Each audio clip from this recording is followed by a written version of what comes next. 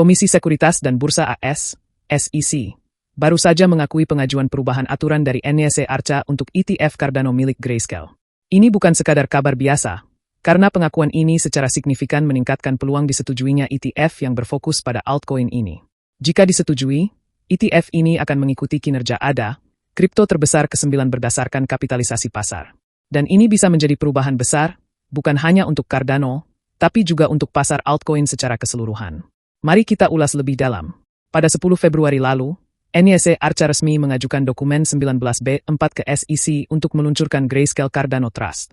Tujuannya, agar bursa bisa mencatatkan dan memperdagangkan saham dari ETF ini secara legal.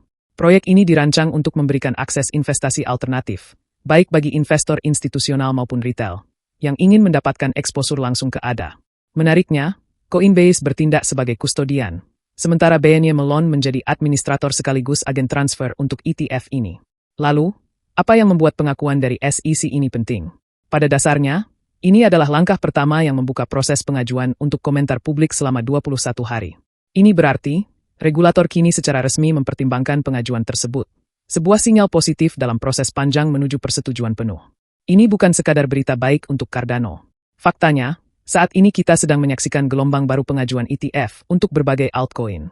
Setahun yang lalu, peluang untuk meluncurkan ETF kripto lainnya di Amerika Serikat tampak sangat kecil. Di bawah kepemimpinan Gary Gensler, SEC bahkan mengklasifikasikan beberapa altcoin besar seperti Cardano dan Solana sebagai unregistered securities.